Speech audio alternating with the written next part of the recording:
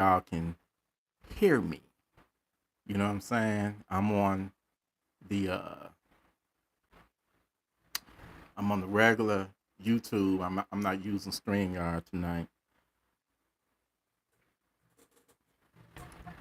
Anyway, um damn, why come every time I get on my live, my ass uh either got to blow my nose or indigestion.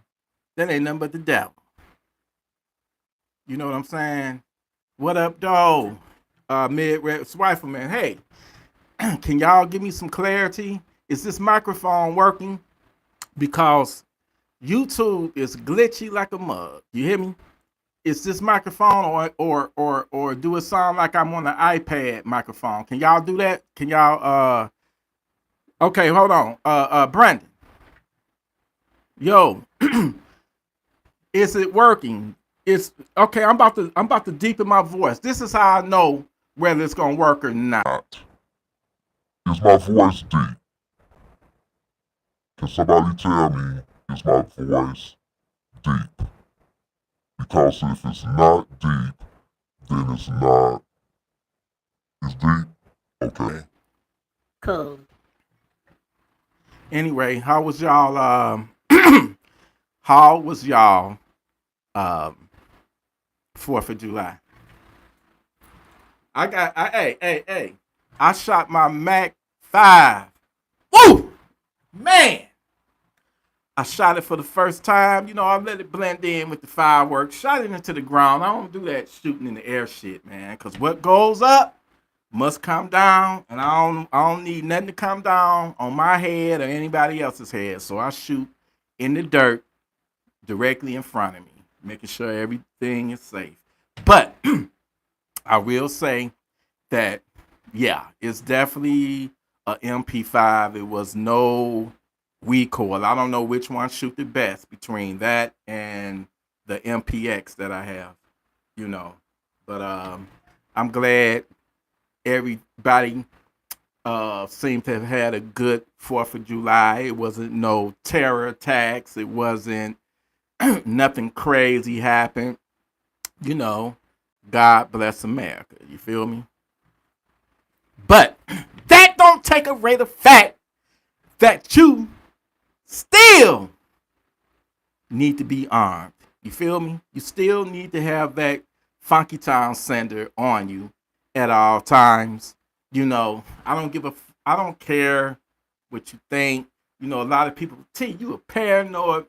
Man, you so paranoid, man. Do you literally take a shit with your gun nearby? Yes, I do. I take all my shits with my gun on me. You know what I'm saying? I better quit saying that because if I sell it, ain't nobody gonna want to buy it because they gonna think it's some doo-doo on it, y'all. They gonna think it's a doo-doo gun. So I wash my hands before I touch it again, all right? But I have my shit holstered to me.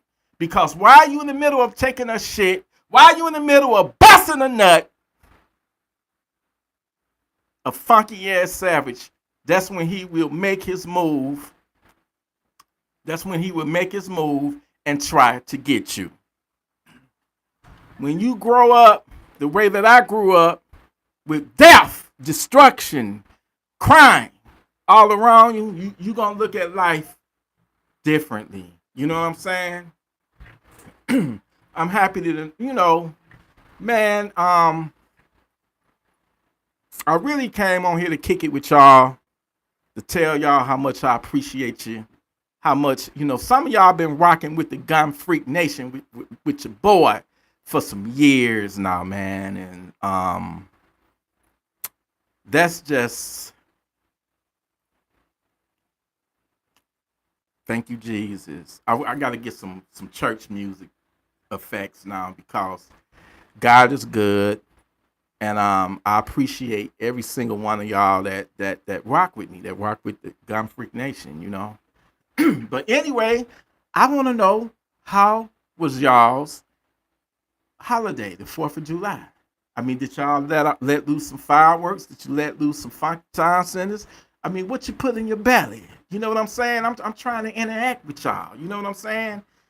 I got nothing but love and respect for y'all. That's what's up. That's what's up, man. That's what's up, man. Y'all eat good. You know, I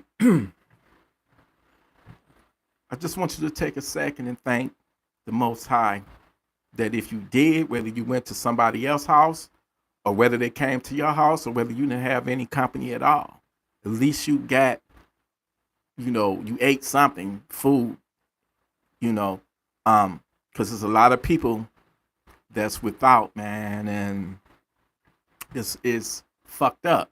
You know what I'm saying? It's a homeless guy.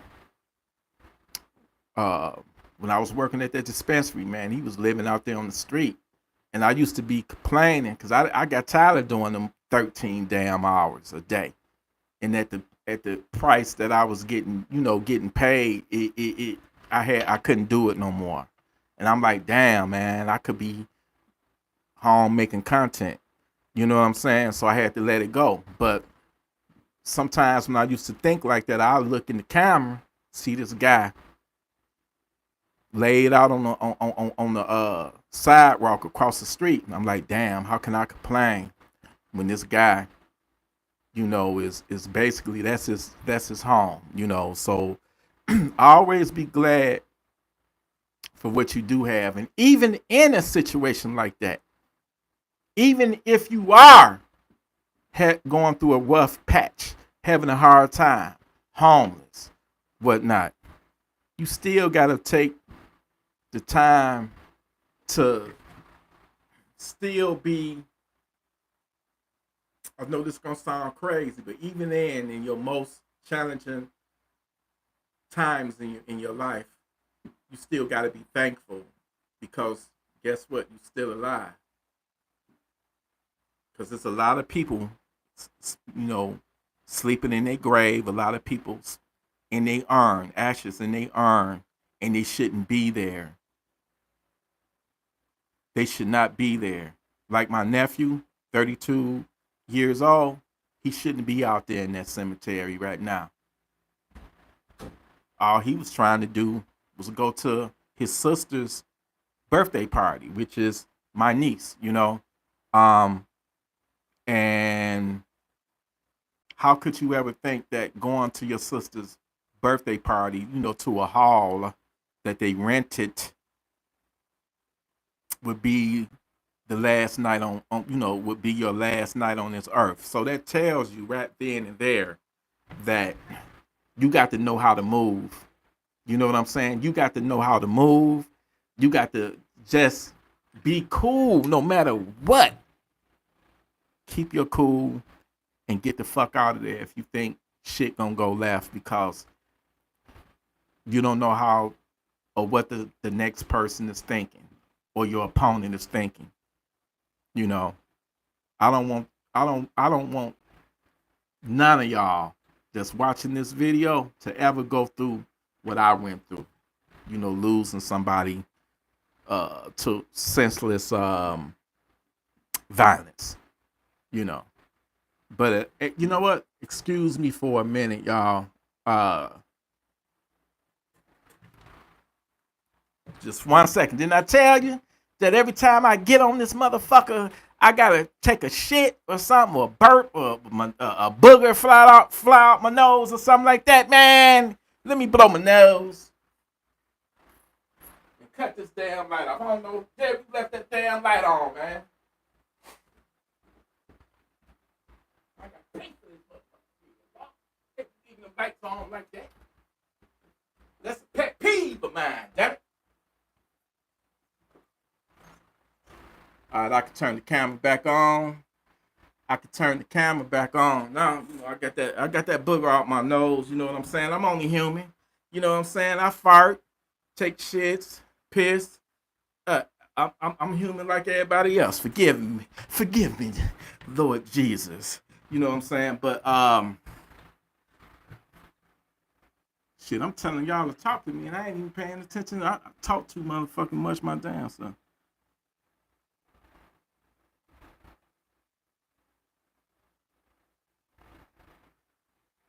I don't know, Theo or Theon. Forgive me if I fucked your name up, but I don't know what the amendment when you cross state lines. You ain't talking about that Diddy shit, is you? Oh, the Second Amendment? Okay.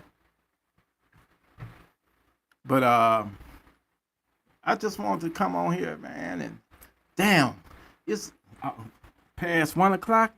Got 30 gun freaks in the building. You know what I'm saying? Um, but talk to me, y'all. You know what I'm saying? Talk to me. I love the 2A, the Second Amendment. You know what I'm saying? That gives you the right to protect you and your family. Wait a minute, let me that gives you the right to life. It gives you the right to defend yourself the proper way. You know, I never did get it where some people, I mean, I get it, but then again, I don't get it because, uh, you know, in some households, there is no gun. In some households, they got a bat, a machete, a knife, a hammer, some mace, tear gas, stun gun, taser. And I'm here to tell you folks that none of that shit is going to save you at the end of the day if them savages run up in your house. If they run up in your house armed, you're not gonna stand a chance. It's not a fair fight. Put this goddamn fan on me. Y'all gonna hear some air now. I can't be up in here hot and funky, all right? So I gotta keep this air on me. Your boy T ain't never funky. I'm just joking with y'all. I'm even when I am sweaty, I still don't stink. All right. But anyway, y'all, man, you know, I had my day was good. You know, I put them ribs on there on the grill, some chicken, some hot dogs, some sausages. Didn't feel like making the burgers. Didn't feel like putting the steak on there. I'm full like a motherfucker. All right. And if you hear some farts, you gonna know. You gonna know why. Did y'all hear that sound effect? Cause I think when I hooked this up to my iPad, did y'all hear them damn sound effects on there? Do y'all hear this shit? Please, somebody tell me. Man, look, in Texas, I gotta go to Texas one day. I have to. They say everything is bigger in Texas, so that means y'all got to. Man, don't get me started. Don't get me started. But I'm not gonna lie, man. I'm not gonna lie. Every time when I think about Texas now, man, I think about Uvalde, man. I think about Uvalde and how those cops failed them children in that school, man. They gave Texas, and I ain't gonna even be that person. Cause a lot of people I've seen on other channels talk a lot of shit about Texas. You know, Texas, you don't fuck with us. We some Texans. We everything big and bad in Texas. We got our guns and rights and all that shit. That shit kind of went out the door with Uvalde. When you had a bunch of pussy ass cops who fucking cowards, man, that I don't give a fuck. I want to make it back to my family. I want to make it back to my kid. But at the same time, I'd be damned if I sit and I got on body armor. I'd be damned if I got a shield. I'd be damned if I got backup partners. And I'm just going to sit in this fucking hallway and listen to all them gunshots. And I think they trying to put the sheriff or whoever that was in charge. They putting them on trial, and I hope they do lock they pussy ass up. But I think every officer that was in that motherfucking hallway need to be prosecuted, need to be locked up. Because I don't give a fuck. I would have stormed that motherfucker and took a bullet for them kids. Because guess what? That could have been mine. Even though mine is grown now, but still. One thing about me, I'll, I'll send a motherfucker to Funky Town when it comes to kids, harming a kid, which brings me back to what happened yesterday in Detroit, man. Another teenager got unalived, lost his life last night on the east side in Detroit. Police driving by, they see three people at 2 or 3 o'clock in the morning. They got on masks. So when they pulled over to check them out, they took off running. They caught one. Two of them took off running, and one of them had reached in his waistband, pulled out a gun, and shot at the cop that was chasing him. The cop, of course, returned fire. Come to find out, this kid was 16 years old. And even though that cop, that was his right to defend himself because he got to make it home to his family too. But damn, I know he got to be fucked up knowing that, you know, that's a kid. But that's just how crazy things have gotten, that what mentality in this society where you got a 16-year-old running from the police. They out there at 2, 3, 4 in the morning, and they got guns. They was up to no good. How did that even? It come from no good parenting. Father probably not in the life. Mother probably ain't shit. And you got a 16-year-old man that's no longer here. And then a couple of days before that, it was another 15 or 16-year-old that was unalive. And before that, it was a 4-year-old that was unalive at a park. And before that, it was another teenager. I've never seen this much violence, and it's the young people, man. And some of the older ones are can be idiots too. You know, nowhere is safe because you just never know when you out and about, when you least expect it. That's when you gonna bump into a crazy motherfucker or just somebody that's just evil. But yeah, you're right. Hitman, it's a damn shame. It really is.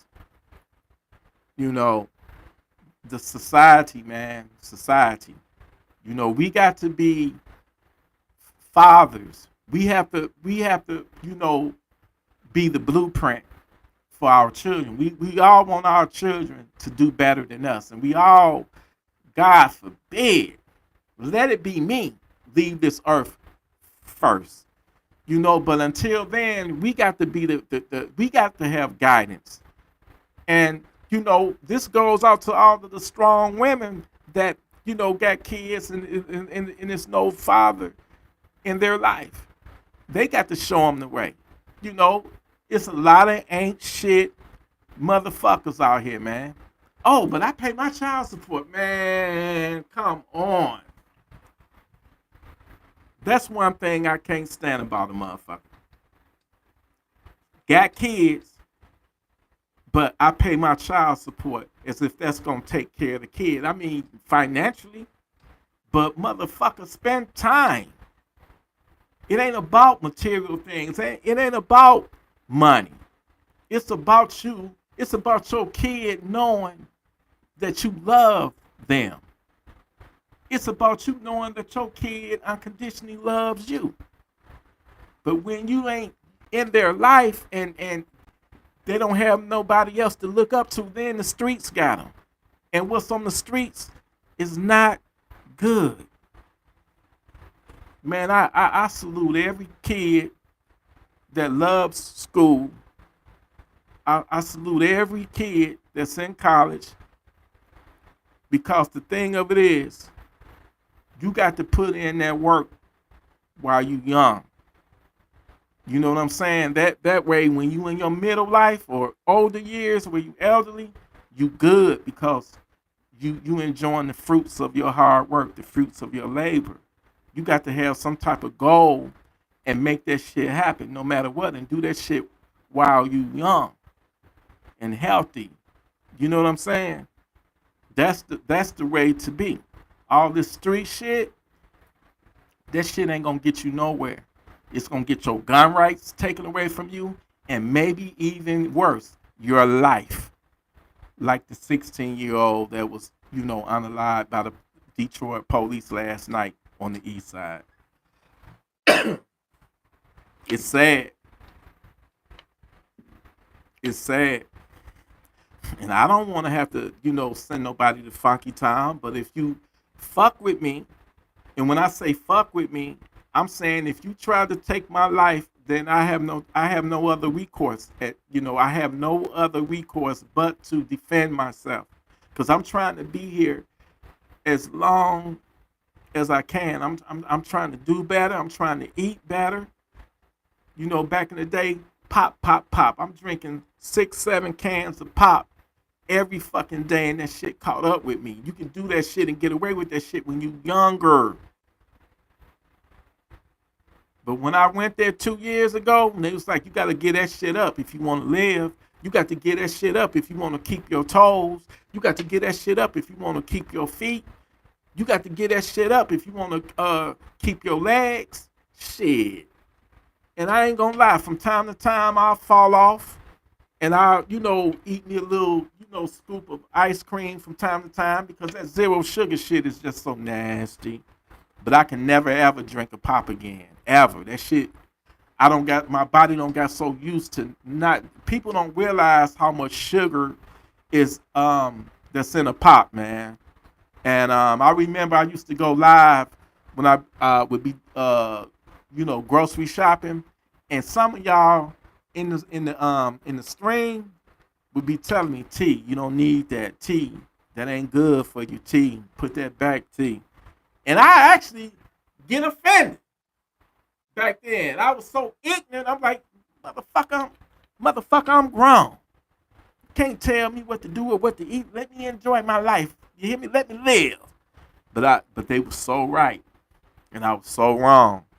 And yeah, never again. And I'm trying to, just be here as long as I can. And having that Funky Town Center in good health. Fuck the ref. We need that. We need money too to live in this world. We need money. Everybody gotta have money. Everybody gotta have money. But ain't nothing, I'm always put my health before ref. Cause you can be the richest motherfucker in the world, but if you ain't got good health, what's the point? You're not gonna enjoy your life.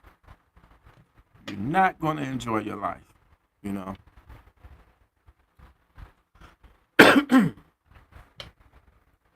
Trying to go through these.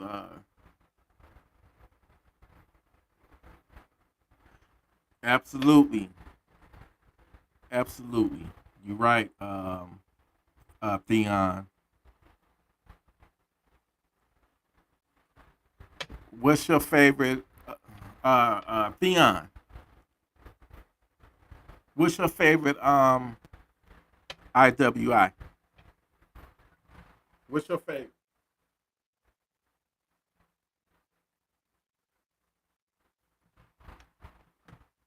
You know what? At one point, I had four. I had the Tavoy X95, the Galil Ace, the TS12, and the Uzi. I had the Uzi twice. And you know what my stupid ass did? Sold it twice. And now you can't even find them anymore because of the war that's going on. They don't even import them into the country no more. So that's sort of a regret. I had two Uzis.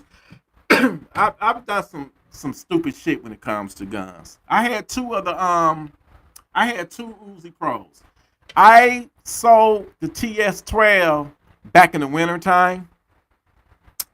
Um But I am definitely keeping my Savoy X95 and possibly my Galil Ace. I can't see myself letting the Galil Ace go. It's just too nice. I'll let that PDX go, that Maximum Defense PDX go. Even though it costs us more than the Galil Ace, I'll let that go. I'll let that go before I let the Galil Ace go, the Maximum Defense PDX. And by the way,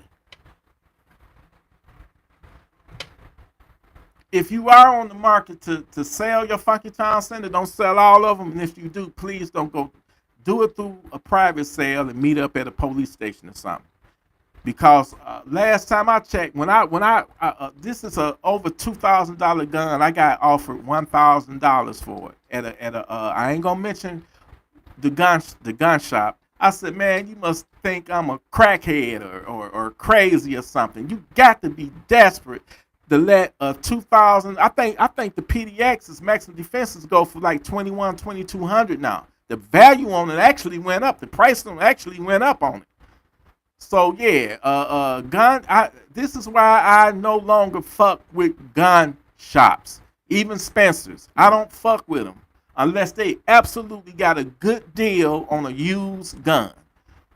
If I'm gonna fuck with any gun shit or get any new guns, it'll be through PSA. Hands down, they got the cheapest guns, the most inexpensive. Then you got people, these snobs. I would never use a PSA. All they guns are cheap, man. They got AR-15 for less than $500, $400. I would never. Man, you need to shut the fuck up and have several seats, sir, because you don't know what you ignorant. I don't have guns, $2,500 BNT TP9. That motherfucker was a Jammatic. Maybe I didn't shoot it enough. I don't know. What else gun I had? The first PDX that I had, the 7.62, I had issues out of that. That was a $2,000 gun. Then I had the Grasshopper mounts, the GHM BNT, GHM Compact. Y'all remember that one? Jammatic. That was, I ain't gonna say that was a $2,000 gun, but it was not cheap. I'm gonna tell y'all something. Every single gun that I got from PSA and from MCS Gear Up, I didn't have not one issue. But it ain't got a hammer forged barrel. You need to have I don't need it to do shit but go bang against that funky ass Savage. I'm not trying to take this motherfucker to war. I'm not trying to fire 500,000 rounds or 50,000 rounds or even 1,000 rounds out that bitch. All I needed to do is go bang when them stinking ass savages run up in my house. I want to be able to repel they funky asses. Some of y'all don't seem to understand the dangers and the dangers of these home invasions where they're coming in so they can come in you. You get what I'm saying? So if you want to avoid them from coming in, you need that Funky Town Center. Some people is content with just having alarms, which I find stupid because once the alarm go off, then what? Once they inside your house, then what? You ain't got nothing to make them run out. I don't give a damn if they do get on body armor. Guess what? You still don't want to get shot. I got body armor. And I'm pretty sure my shit is rated all the way up to a 308, I believe. 7.62, 308.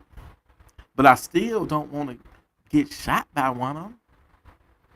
You still gonna feel the trauma of the impact. You gonna get the shock wave. The only thing is the bullet ain't penetrating your body. It's not entering your body, but you gonna get all that pressure. You gonna get all that shock wave. You're going to get, in the case of a PDX, you're going to get all that funk in your face. That's why I love that PDX, because it's got the hate break on it, y'all. They call it the hate break because it hates your fucking ass. They call it the hate break because you gonna later hate that you broke up in my house. You done broke up in the wrong nigga's house. The wrong nigga. I'm the wrong nigga to fuck with. And I'm not in no means trying to go for bad. But it's going to be a sad day for your family if you break up in my house. Because you're not coming up in here to bake some motherfucking cookies in my motherfucking oven. You coming up in here to do some motherfucking harm. That's what you're trying to do. And that's the way I will be treating it accordingly.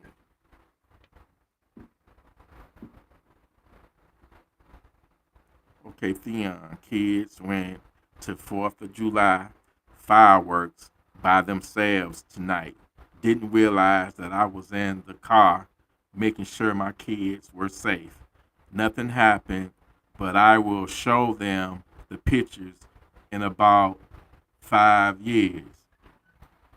Damn, Theon. Something happened to you on the 4th of July? You went through something, huh? Man, you know what?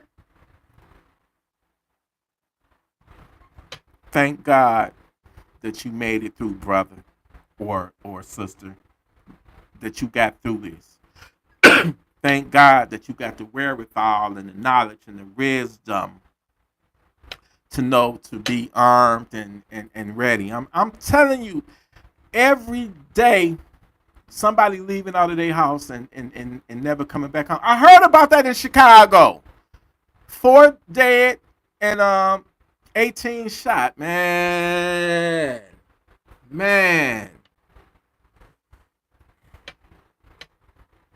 And I hate to say this, but what's new? It's Chicago. In Detroit, it's a shooting every day. What's new? And it's so unfortunate, man. I don't know why the world is the way it is. I don't know why people act the way they do. Some people act the way they do. I don't understand why people always want to solve their issues through a gun. At least in the 80s, man. I'm going to tell you something. I had some, my parents were strict. But when my brothers, when they left home and be out there in them streets, man, I'm going to tell you something. Every summer, it would be a big-ass fight in front of our house. It'd be my brothers against them Artmore niggas or the Mark Twain niggas. We was the Freeland niggas. We was on Freeland. We had Artmore and we had Mark Twain. They'd get into it, fight on their block, then them niggas would bring their ass over on Freeland and be fighting in front of our house. And when I'm talking about 20, 30 motherfuckers out there. And my brother Eddie, he couldn't fight at the time. He didn't know how to really fight. Every time it be a fight, that nigga would go in the house and go in the kitchen and grab a broom and go out there and be trying to fight with a motherfucking broom. I'm sorry, Eddie, I got to tell on your ass. I got to tell you. I remember that shit, nigga, when you be, grabbing the broom. I was too young to be in that shit. But I remember one time my baby brother was out there in all that commotion, and one of them motherfuckers picked up a barrel. Because my father worked at a plant called General Plating, where they used to nickel plate bumpers and shit like that. And sometimes he'd bring an empty barrel home. We'd use it as a backyard or a driveway trash can. One of them motherfuckers picked that barrel up and threw it into, my brothers were standing. It's kind of like a crowd. One of them motherfuckers took the barrel and threw it, and everybody scattered but my baby brother. And that barrel hit him in his head, and he ain't been right since, man. And when my daddy found out, I'll never forget this. He ran in the house. He was trying to break the shit up. He ran in the house. When he saw that shit, my daddy ran in that house and grabbed his 30-06 rifle. He came out, and when them niggas saw that shit, niggas was scattering like cockroaches when you turn the light on, running. And he put the beam on. I'll never forget it. He didn't let one off, but that's all they needed to see, and they went on about their business. That taught me right then and there, even a motherfucking savage is gonna respect a gun. You hear me? This is why it is absolutely essential that we all own one, because that's the only, listen, you have to fight a savage with the only language, the only language that a savage understands is violence. You cannot be peaceful with the savage if they not being peaceful with you. If they doing violence on you, then I want your violence to be twice. No, 3 times, quadruple times more violent than they violence. Because that's the only language that these dirty, low-down bastards understand. I'm talking about people coming up in your house, and if you got an old lady, a wife, a woman, girlfriend, whatever title that you want to give her, do you think she's going to respect you after they're done having their way with her? How she's ever going to look at you? How you going to ever feel like a man and you let somebody want to train on your woman? See, most of the people that I know where that shit actually did happen to them, and I don't really know them, but they know me, and they reached out to me and told me they truth, they didn't last.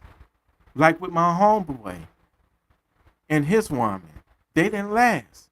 And my homeboy had firearms, but guess what?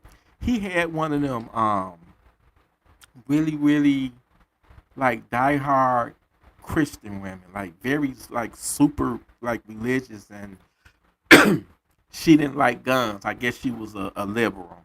Cause I'm gonna stop, saying Democrat, cause I offended. So I'm still sorry, y'all. It's just that every time when something good, something bad happened, it's always a Democrat politician that's trying to push for more gun control. Just like what happened in the Senate, it was a Democrat that took the Hearing Protection Act. She removed that, and then she removed the Short Gun Act. You know what I'm saying? I knew that shit was too good to be true. The only good thing that came out of it is if you do get a suppressor, you still got to go through the bullshit. You just ain't got to pay that extortion fee of $200. But damn, I done lost my train of thought. I forgot what I was talking about. But what I'm saying is, I used to go off on them Democrats, and then I realized, I said, damn, a couple of them hit me up.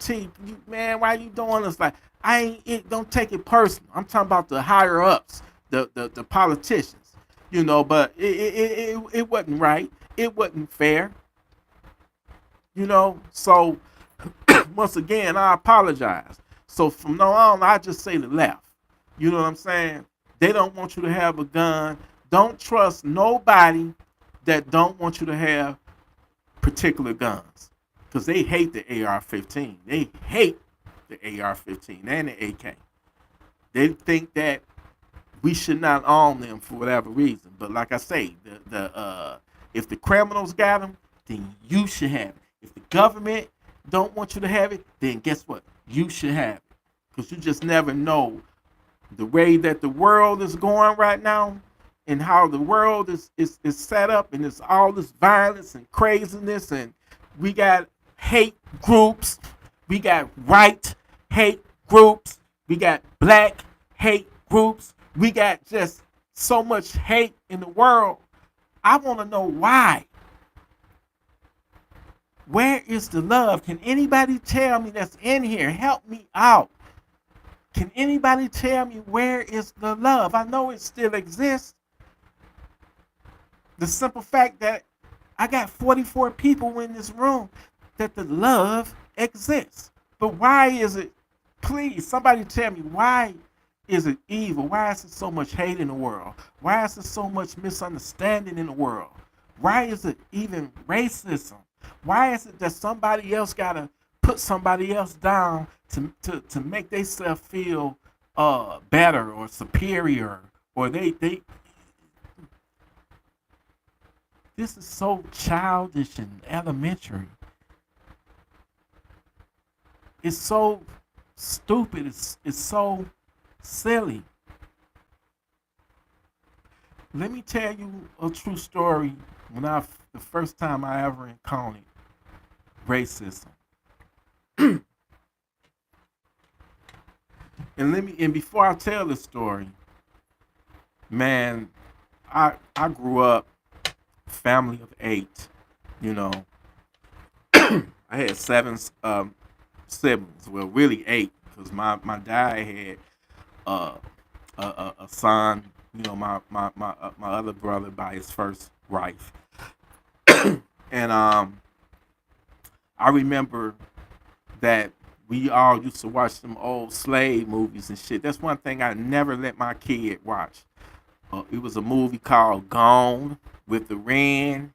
It was another movie called Imitation of Life. It was another movie. Them old slave movies, man. And, you know, watching it as a little kid, it made me look at white people like, even though my dad, if I said anything out the way, if I said the word cracker or hunky or something like that, man, I get slapped upside my motherfucking head. He didn't go for that shit. You know, extension cords and all that shit, man. We came up the old school way. You feel me? But watching that, it made me think at the time, I didn't know no better. It made me like, I didn't want to be around no white people. I thought all white people was racist and shit. I used to be scared to be around them. So that's why I say don't let your kid grow up watching that shit. It'll make them feel away. But getting back to the story, you know, when my father retired being a police officer, he turned into, he had his own shop, a TV shop back then. That's when they had them old ass TVs with picture tubes and the tubes, all them. No. This is in the 80s. So he had his own shop, you know, and he would go to the auction and buy these TVs, you know, used TVs, and they might have issues. Some of them didn't. He'd take them back. We pay him. He had to, you know, all of the everything needed to refurbish them motherfuckers, the tubes and all that shit. I don't step on my feet 1,000 times on that shit when a tube, you know, rolled off the shelf and fell and bust or whatever. So one day we was headed out there. It was me, my mama, and I was in the back seat. And we was headed to something. It was an auction called the Pit. This was in, I believe it was in E-Course or either Romulus. So we in the car. We drive past a pickup truck. I'll never forget this shit. The pickup truck set up a little bit higher. Little white boy stuck his fucking head out the window and said, "Niggas!" I'm shocked. I'm embarrassed. And I stick my head back out the window and say, "Hunky!" You know, I had to do something. That's, you know, all my life from kid, you know, being in school and all that, if, you know, a white person calls you the N-word, a nigga or something like that, then you supposed to go crazy or whatever, which is stupid, you know, but, you know, you supposed to, you know, they racial slur was either cracker or hunky or whatever. So I hollered that out the window, back out the window at him. So once, you know, it was a long road to get to that auction, to the pit. So once we got there, I'm getting out the car, you know, because they was going to the pit to the racist little white boy, right? Man, I get a slap upside my head. I said, "Dad, what you hit me for?" "You don't use that type of language." I said, "But Dad, he was like, I don't care what he said. You know, I know his father." You know, I said, you know, I'll never do it again. So, so my dad, he went up to the little boy's father. He was like, "Hey, you know, your kid hollered out the window and called us the N-word, the nigger. So the father was like, oh, I'll never forget the conversation. His father was like, oh, man, I want to apologize. I'm going to get him and make him apologize. My pops was like, nah, it's all good. You ain't got to do it. I was just letting you know. And then the boy's father was like, well, he been hanging around some older kids and they, he probably learning that shit from them. I'm gonna talk to him and stuff, And that was the first incident that I ever encountered, racism, and the way I was raised by my dad and my mom, you don't hate nobody for, they skin color. You judge them by their character, because my father, he taught me no matter what, and he been through some things because he from the South. And he done told me some horrible stories where he done went through and how he had to bite his tongue because he knew he had to survive.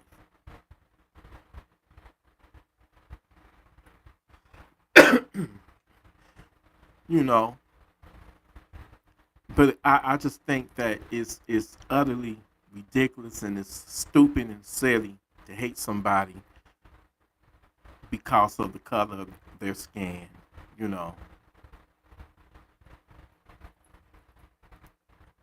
Appreciate that. I just think it's just dumb and stupid. But like I always say, religion, politics, and race. And I guess you can add money into that mix too. I mean, it was all put here to divide people. It was put here to divide people, man, and turn people against each other. And I say, like I said, money is not the root of all evil. It's the lack of money that is the root of all evil. The shit that people would do to get to that money.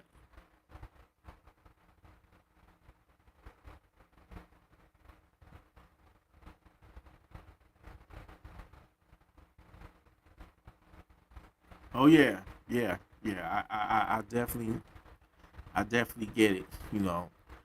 But like I say, we are we are warriors at the end of the day because we are the first and last line of defense. When that evil come for you, and I don't give a damn in what form or shape, when it comes for you, you need to be properly prepared to send it back to Funky Town, where that beast come from. I don't give a damn. And if you can walk away, if you out there in the street and it's some road rage or just some type of shit, you get into an altercation, you better remove yourself from that situation before that situation escalates. And when it pertains to you being pulled over by the law, man, I can't even tell you how many times I've been pulled over by the police. And I can't tell you how many times that the majority of them was some cool cops. All of them weren't bad. I had a couple of assholes, but I'm gonna tell you, you got to play that shit cool. You can't fall for their tricks. You can't let them bait you into an argument, so they can be even more of an asshole. You're not gonna out asshole a cop. You're just not gonna win that fight. And like I tell you, if you get pulled over, they gonna ask you. They gonna tell you. And then they gonna make you. And in that last step, they go making you before they let you in, man, they will take your life. They will take your life. So you got to play it cool. Don't be trying to argue with them, even if they are an asshole. Take the ticket, just comply. Because you're not going to win. The only place you're going to win is in court. You know what I'm saying? Look at George Floyd. You see what they did to him, right? That shit was unnecessary. I'm going to give you my personal opinion on how that shit could have went different. I'm going to tell y'all something right now. When that motherfucker had his knee on George Floyd's neck, if that crowd wouldn't have been there, George Floyd would be here right now. That's all I'm going to say. That's all I'm going to say. If that crowd would not have been there, George Floyd would be alive today. And here's the reason why I think that. The cop, that Derek Chauvin, or whatever the fuck his name is, the nigga got mad. He got pissed off at that crowd because they was talking cash shit to him. When they was telling him to get his knee off his neck, he did that shit on purpose. I'm not saying he got distracted by the crowd. I'm saying that that crowd pissed him off, so he left his knee on purpose on his neck even longer just to piss the crowd off because the crowd was pissing him off. It's just as simple as that. He done that shit on purpose. He was mad because that crowd was talking shit to him. And he was like, I ain't about to take my knee. You know, y'all talking all that shit. Guess what? I'm going to leave my knee on his neck even longer now. I bet you that's what happened. Now, let me go a little bit more into this shit. And this is why I said earlier, you got to comply. We don't know whether that nigga tried to use a counterfeit $20 bill or not. I really don't give a fuck one way or the other. You know, I remember somebody passed me a fake bill and the motherfucker looked so real that I didn't even realize that it was some counterfeit shit. And then when I tried to cash that motherfucker, they treated me like I was a motherfucking criminal. You know what I'm saying? They treated me, I'm like, well, give me my motherfucking, if it's counterfeit, give it back. But my thing is, if that's, maybe he didn't even know that motherfucker was counterfeit. It was never no proof of it. But if it was, and the nigga knew it was counterfeit, why the fuck would you stick around and if I went in there and was on that type of time and did some shit like that and they spotted that it was a counterfeit, I'm not gonna get in my motherfucking car and be having a long-winded ass conversation. I'm gonna be the fuck up out of there. I'm gone. Cause I'm thinking that these motherfuckers gonna call the police. So that tells you that something was mentally wrong with him and that he was on drugs or something, man. And the niggas that he was with, they wasn't shit either. So my thing is, all this shit, in order to get from point A to point B, if you at point B, then it had to be a point A, right? So when them cops came, the first squad car, all he had to do was, hey man, I didn't know.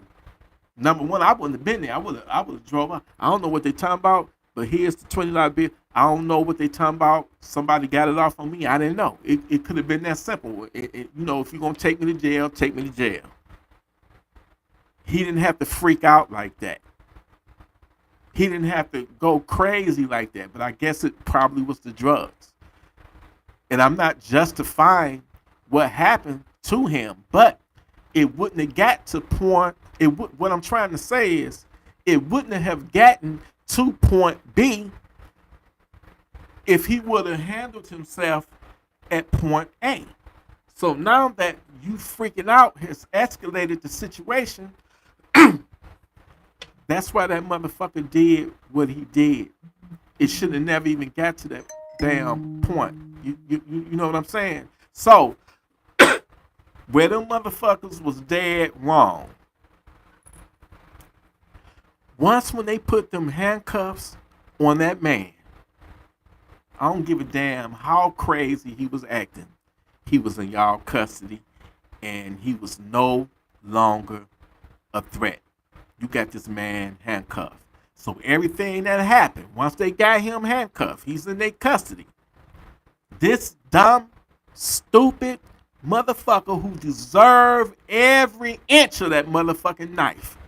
When they stabbed his ass up in prison, he deserved every motherfucking blow. I don't know what made this crazy motherfucker do what he did, but obviously the nigga had did it before, put his knee on somebody else's neck, but they lived. But I'm telling you, when he done that shit, he let that crowd get to him and piss him off because they was talking shit to him. You know how when somebody tell you to stop doing something and they cussing you out and you was like, well, I'm gonna keep on doing it just to egg your ass on, just to, to piss you off even more. I believe it was a situation like that. But they did him wrong. That man didn't supposed to, lose his life over that bullshit. This is why I tell you, every time when you have an encounter with police, you don't know what type of cop you're going to get. It's like a box of chocolates. You don't know whether you're going to get an asshole. You don't know whether you're going to get a cool cop. So, therefore, if you don't know, then you need to play that shit by the book. Play it cool. If you got a gun on you and your license, Philando Castile would be alive right now if he would have simply have said, officer. When the officer said, you got your driver's license, registration, and insurance, right? Officer, I have my concealed carry license. I am armed. First of all, officer, here's my hands. I have my concealed carry license. It's in my wallet. And I also have a firearm on me. I am armed. How would you like to proceed? So you doing that here in Michigan, it's the law.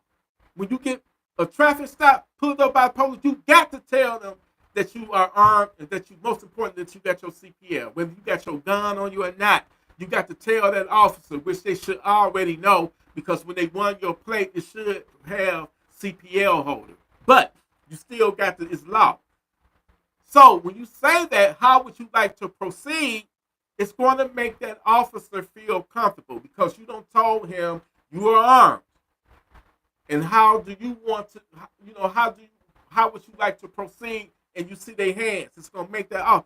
Because every time when I've done that, when I got pulled over by the police was like, you know what? I ain't even got to see the gun. Officer, you want to see my driver's license? Because I'm not going to be reaching while they still in their car because they might think I'm reaching for a gun. You got to think ahead. You got to stay 5 steps ahead of their mindset. So I wait till they come.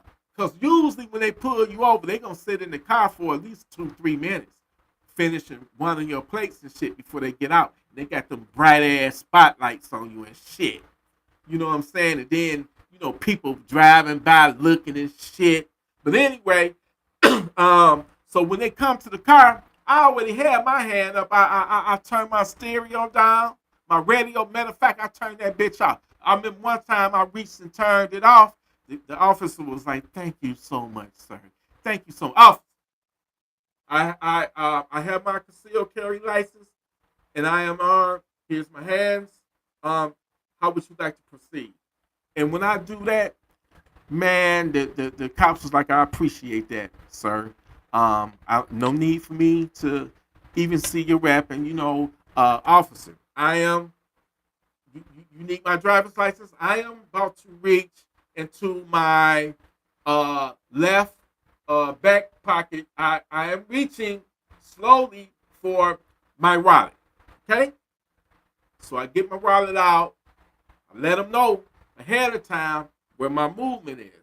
And I know some of y'all in the audience saying, "T, you a bitch ass nigga and all that, punk bitch motherfucker." guess what? I might be at that time, but guess what? I made it back home to my family because guess what? When you want to have an argument with them and when you want to have a debate with them and all that and all this shit, all that shit means it's just going to escalate. Next thing you know, they're telling you to step out the car. And then when you refuse to step out because you already a hothead at the arguing with them and shit, then they going to drag your ass out the car. Next thing you know, they're going to be putting charges on you because you interrupting their investigation or their job, interfering or whatever. You resisting arrest. So you're not going to win. You're not going to, it's not a winnable situation. The outcome is not going to be good. So your best bet is to make that encounter as quick as hell so you can go on about your business. You know what I'm saying? We want to live, but sometimes making the wrong choice or decision can lead to you losing your life. You know, and you don't want that shit to happen, man. You know, you want to be here as long as you can. You know?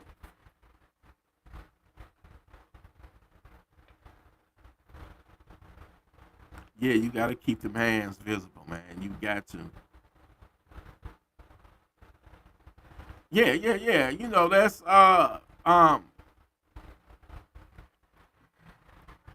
okay, let me ask y'all this. How many times have you seen somebody whoop a cop ass during a traffic stop or whatever? And that shit, they won. They scot free.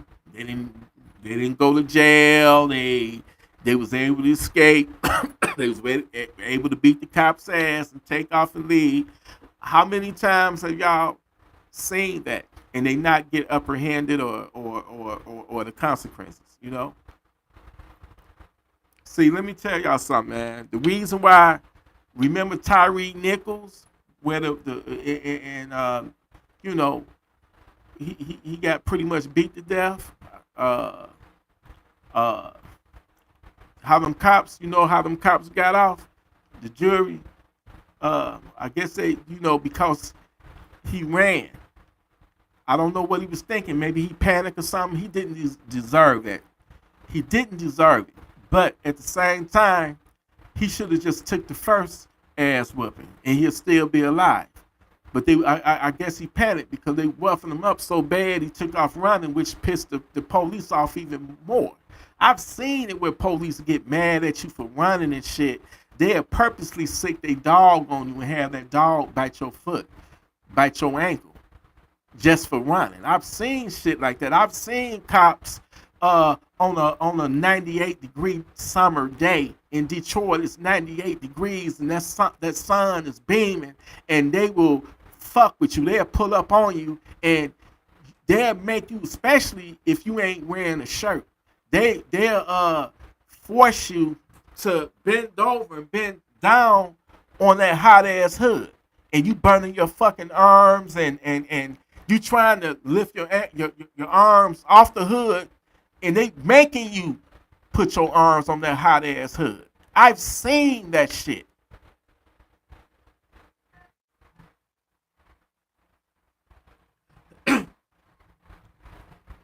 This is why I say you never know what type of cop you encountering. And any time when you encounter law enforcement, your freedom and your life is on the line. So I'm telling y'all, they don't never say this shit when you have a young black man get unalived by the police because maybe he was on some, you know, on some dumb shit. They always want to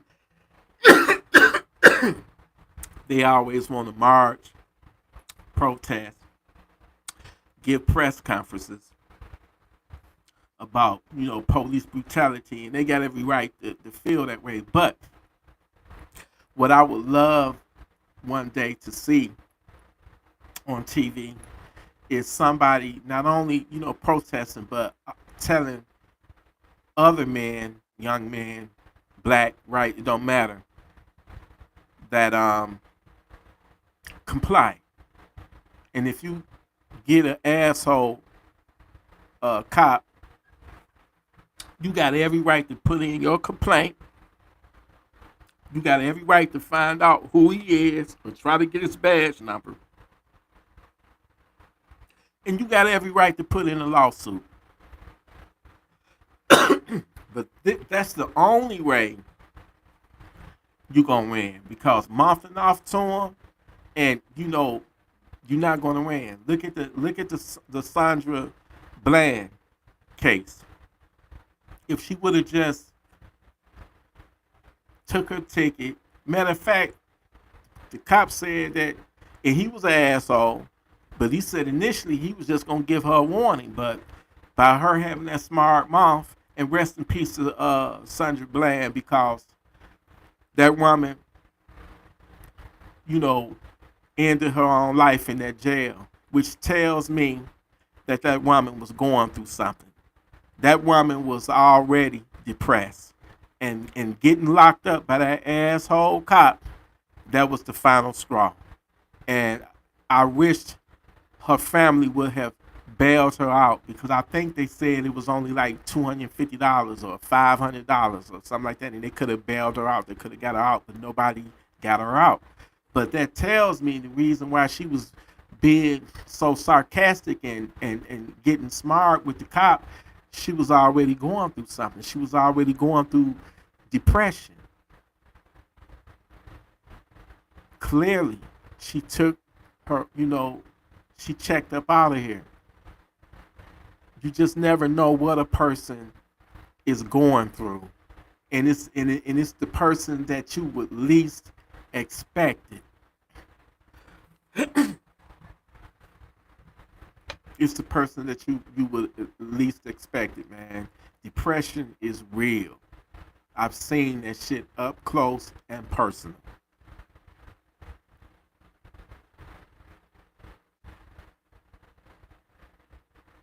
And one day I want to have my woman, whenever she's comfortable to talk about it. But yeah, depression is, that shit is serious, man. But I need y'all to take care of each other and have love for one another, and just do what's right. Do right by your family, and do right by yourself. Get that Funky Town Center. Get that gun, so you can give you and your family a fighting chance, because we facing uncertain days, in these uncertain times, anything can happen.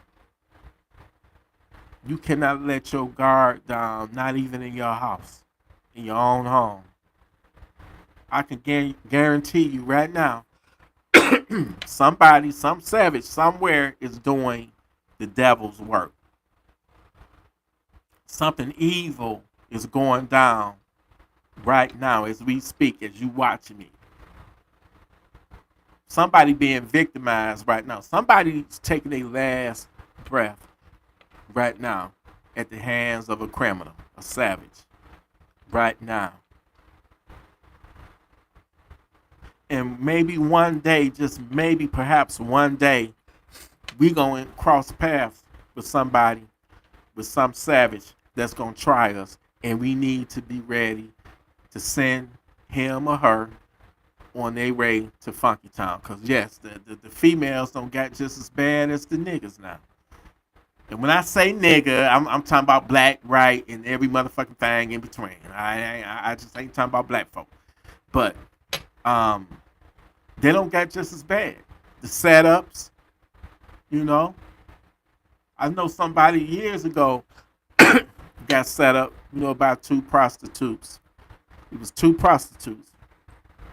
And I know I did my little thing, back in the day, I wasn't no prostitute. I used to, fuck around with prostitutes.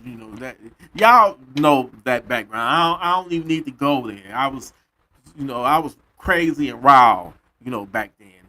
in my prostitute loving days. Okay, but anyway,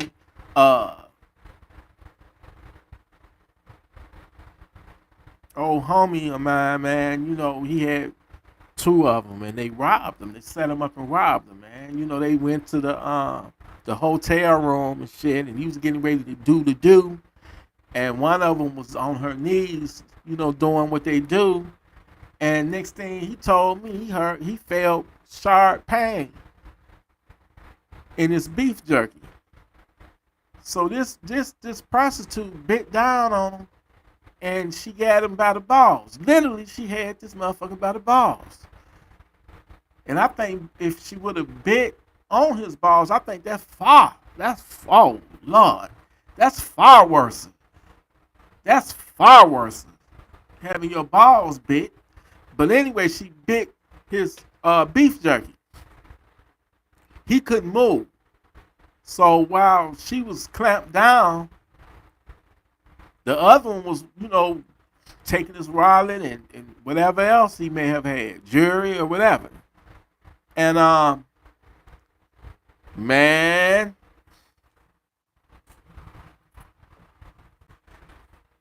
she made the mistake and let his beef jerky go.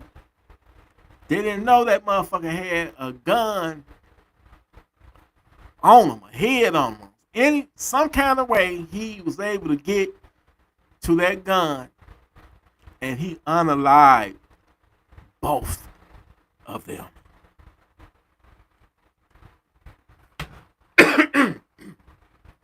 And guess who's in prison? Even though they was the ones that robbed him, he's in prison. He's in prison. I think the charge was second-degree murder or either manslaughter. It was one of them. But I guess he got him in the back, and I guess they said, you know, they wasn't no threat because they was trying to run, and it wasn't no weapons involved, and you was also in the middle of some illegal activities. So they didn't look at him as being a victim. So yeah. But I've heard a lot of setups and stuff by women, man. So you just got to be careful.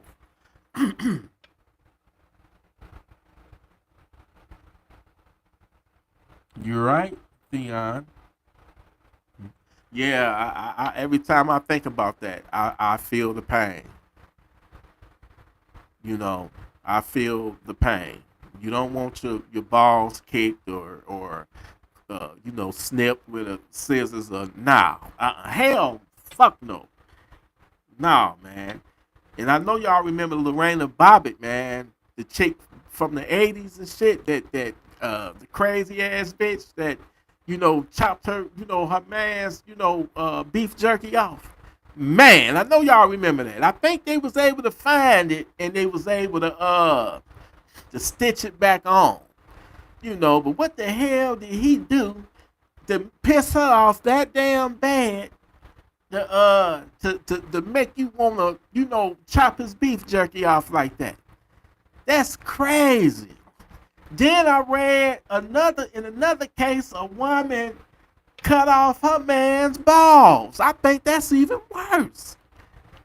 That's even worse, getting your balls, you know, chopped off. Man, we got to leave these crazy ass women alone. Now, I don't had a few in my lifetime, but I ain't never had one to try to, you know, chop my balls off, cut my beef jerky. No, I have been attacked, you know, scratched up. You know, I don't got hit in the head with a lead pipe before because I got, you know, caught cheating and shit. You know, while she was at work across the street, I had another woman, you know, that lived up the street, chilling in our bedroom while my woman was across the street working at the deli, at the liquor store, at the deli, and she came on unexpectedly and caught me, and man, she grabbed a motherfucking pipe, a lead pipe, and shit, I think I still got the scar on my head. And that happened, shit, what year was that? That had to be 2000. That had to have been back in 2000 when that happened, when she hit me, you know. And I said, baby, what the hell is you doing? You trying to kill me? She said, nigga, I'm going to bust your motherfucking brains out. And she hit me right here. And even then, I was smart enough not to hit her back because the police don't give a fuck. I could be busted up, look like I beat up by Mike Tyson or something. But if she got one bruise, one mark, your ass is going to jail. You going to jail. So, you know, I had to dodge it. She hit me that one time. I said, you won't hit me no more. And we wrestling and shit. I took the motherfucker away. I had to run out my own goddamn house. So yeah, I don't have, you know, some crazy ass women. You know what I'm saying? But I was in, you know, shit. I was in love with her Mexican ass shit. Tacos, ooh, them motherfucking tacos, man. Shit. They make them authentic tacos is way better than an Americanized taco. Ain't no lettuce and tomato on their shit. That shit is some wheat fried beans and man, that shit was off the chain. You hear me? I gotta go to Southwest Detroit, that's Mexican town, and find me an authentic taco and some authentic Spanish rice and roasted chicken. That shit is so delicious.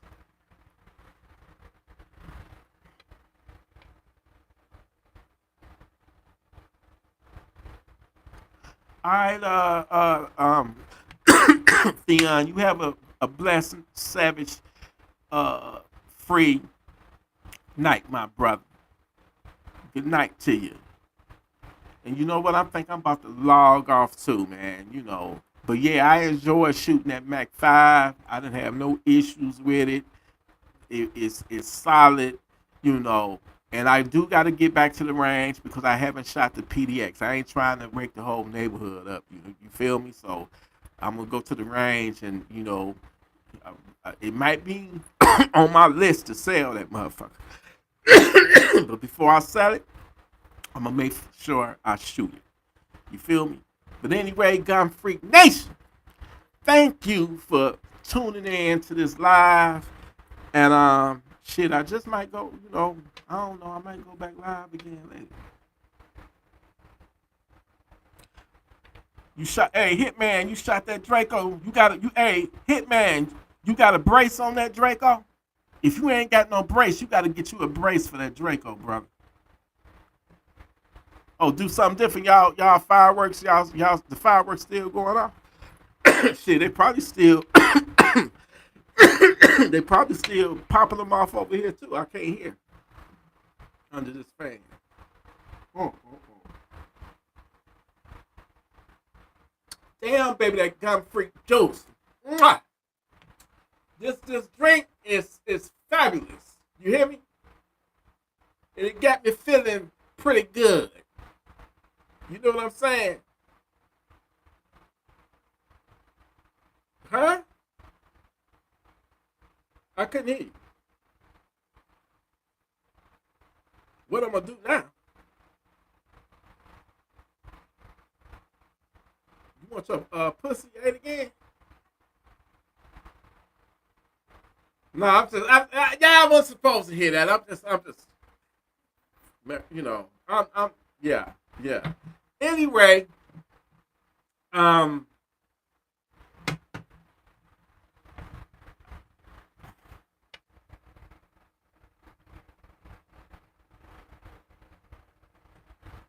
damn, they do it 270 days a year. That's fine. I would like that. Nah, I don't know, man. That shit is too loud. I be thinking it's a savage out there shooting something. I don't know if I would like that. I do not know if I would like that. Um, Man, I'm so tempted to get that new PSA Mark 18. I believe that's their version of a Daniel Defense Mark 18. I think it's called the M4 Mark 18, and they got that 10 and a half pistol. I'm so tempted, and it's got the quad. the quad rail on it, I'm tempted to purchase that Mark 18. Matter of fact, I might sell the PDX, take some of that money, and get that PSA Mark 18. I'm pretty sure they sold out. Every time when they release something new, you gotta wait at least 2 or 3 months before you can get one. Cause as soon as they get them back in stock, them bitches sold out. You know I had the real deal, Hitman. You do know that I had the real deal Holyfield Daniel Defense Mark 18, and I ended up doing something really, really stupid. So stupid to the point to that I don't want to embarrass myself even talking about it. This is why I'm starting to can't stand gun shops. They do you dirty. And I don't fuck with none of them no more. You'll never see me claiming a gun shop again because I don't like how they do my people. They sell that shit extremely high, highly inflated, and then you take the same inflated priced gun that you bought from them and try to, sell it back to them. They gonna give you the lowest of the low. I felt so offended. A Maximum Defense PDX chambered in 5.56. Matter of fact, let me Google this shit now. What they go for? I'm gonna Google this shit.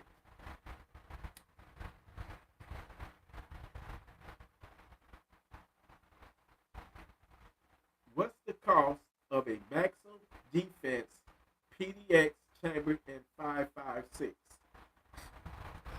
I'm trying to get the price up. It say the range is from, well, number one, the motherfucker's out of stock, and up on, it say shit anywhere from 1999 to 2200.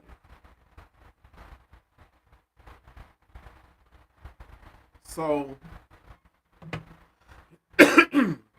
they gonna offer me $1,000.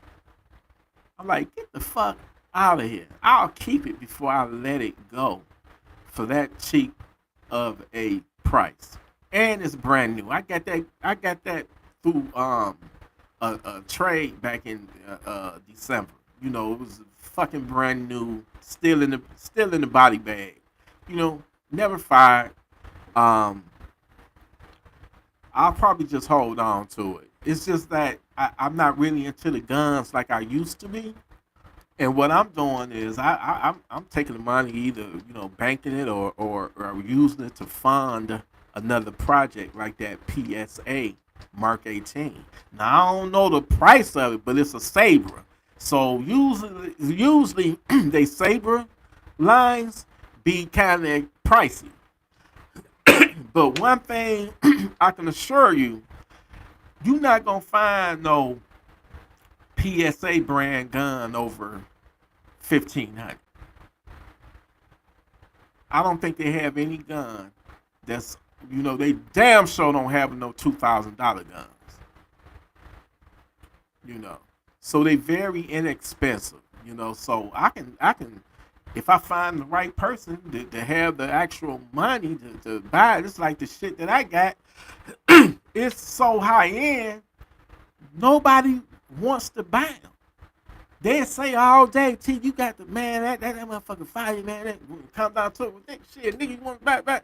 Oh man, I ain't got the money.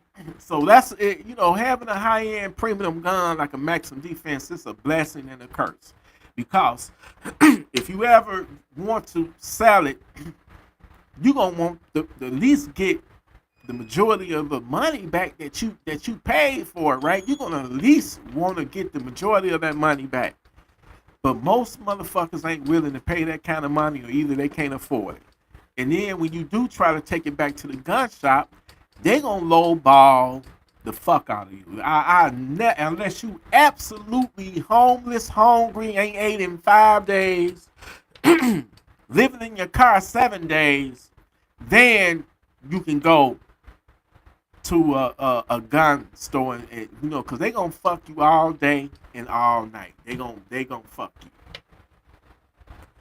you. Your best bet is a private sale, and you meet them at a police station. That's my advice.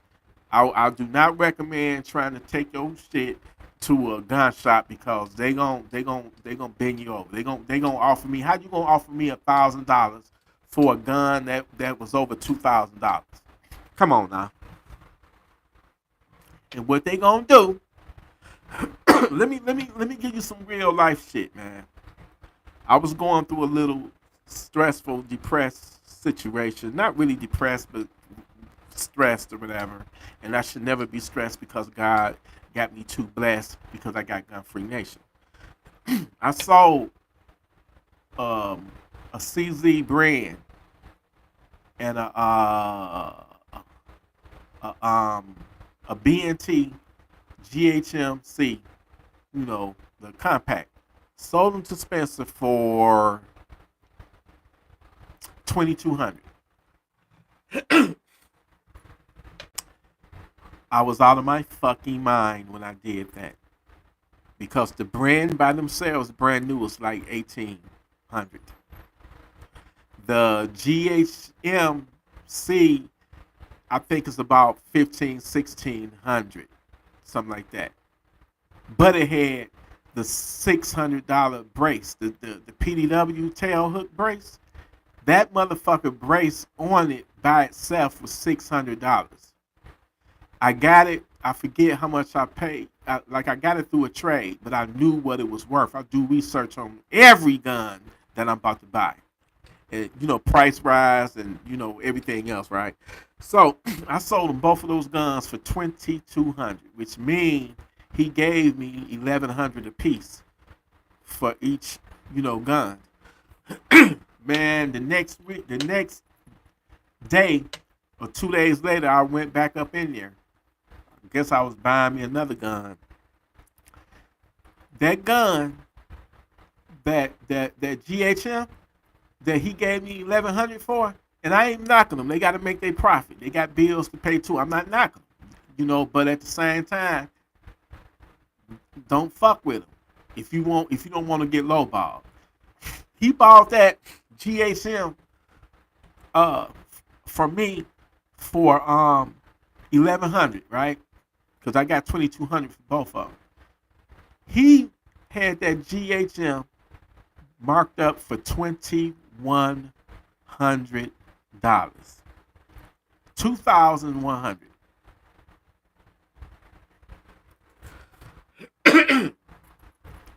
The next day, literally, it was gone. He sold it. So he made back all the money that he paid me for two guns. That brand that he paid me 1,100 for, he had that one marked up for, I believe it was 1,800. Because I looked at it when I came back. I looked at it. He sold that. Spencer was so appreciative of me. He called me up and he was like, I got a surprise for you. I'm making you your own customized holster. He was like, send me a design. And that's when I sent him that picture of the Gun Freak logo. And he made me a holster. And then ever since then, when I was buying guns like that, I never had to pay chef price. He would have a gun on the shelf for, say he would have a gun for 1,100. He would let me get it for like $975 or something like that, or $950.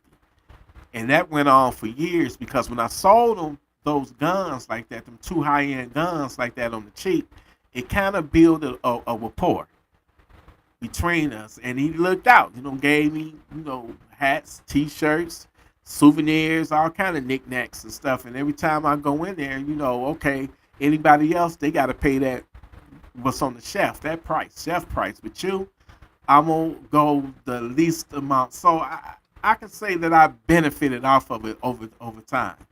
But it was another shop. I was calling around, see how much would somebody offer me for that. I already know coming from a gun shop, they're gonna lowball you anyway. But $1,000, no. I'm not no idiot. You know what I'm saying? I cannot let not at that price. You know what I'm saying? Not at that price.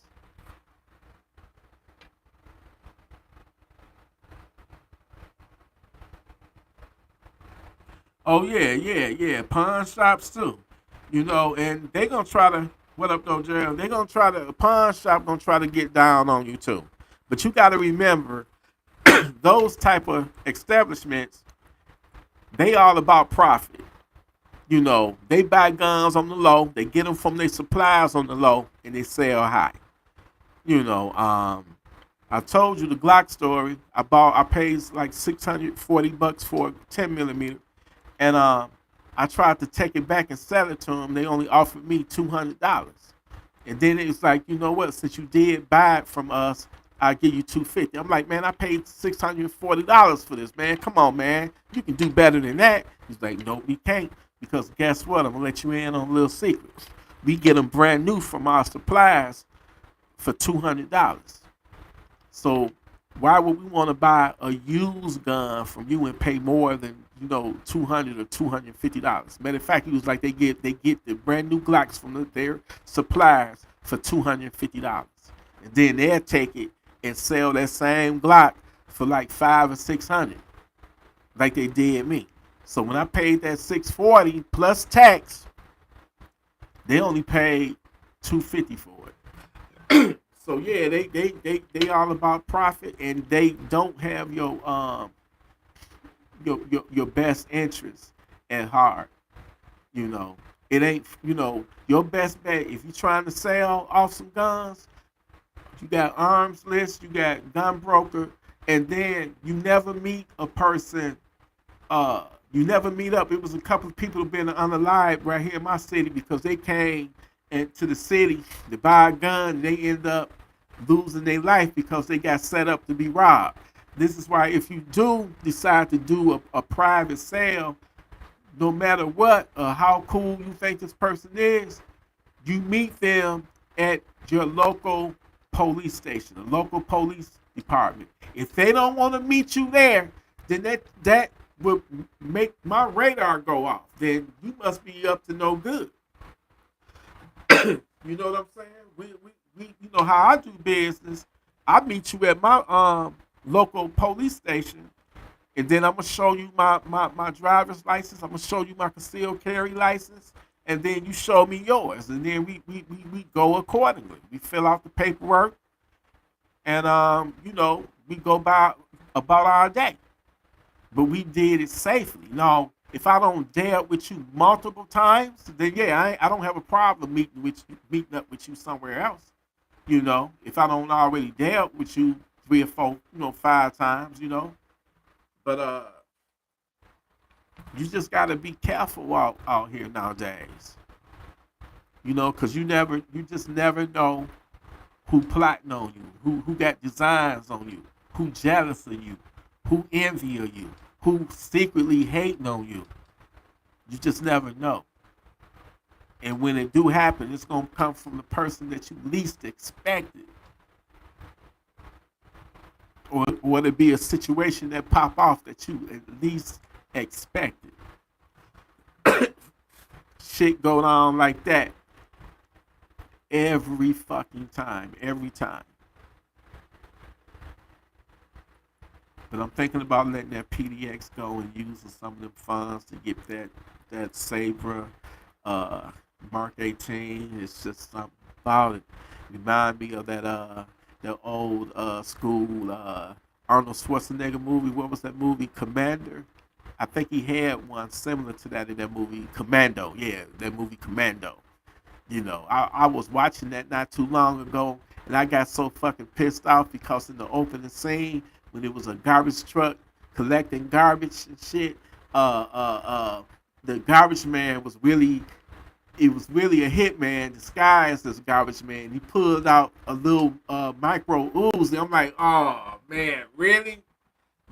You gonna remind me of the two mistakes I made when I had the Uzi? I had the Uzi Pro twice. I had the Uzi Pro twice.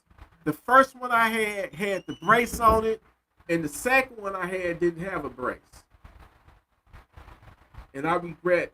That's one firearm. I'm not gonna lie, that I regret letting go. That's one firearm I regret letting go. Cause you can't find them nowhere. Hopefully, once when shit cool down over there in the Middle East, over in Israel, maybe they will, hopefully they'll start back importing them. If I get my hands on another one, I promise you, I'm not gonna let it go. Just like I'm not gonna let my X95, my Tavoy go, man. It's just something about that Tavoy. What made me want that Tavoy? Call of Duty, Battlefield, Medal of Honor. Every time when I used to play those games, I would always pick a Tavoy or either a Chris Vector. And that's why I got that. See that Chris up there? The Vector? See, my shit was inspired by video games. I wanted some real life fucking video game guns. That's how all this shit started. I'm not I'm not really no shooter or nothing like that. I'm a collector. And I don't sold off more than half in my collection. At the peak of my collection, I probably had like 25, 26 guns. Now I'm down to only 8. That's why you'll probably never see a TElectrik gun collection video ever again, because it'll only be like 8 minutes long. When my fucking videos used to be like 30 plus minutes long back in the day. That's how many I had, but I just don't have that passion, and I can use that extra money for to fund other things.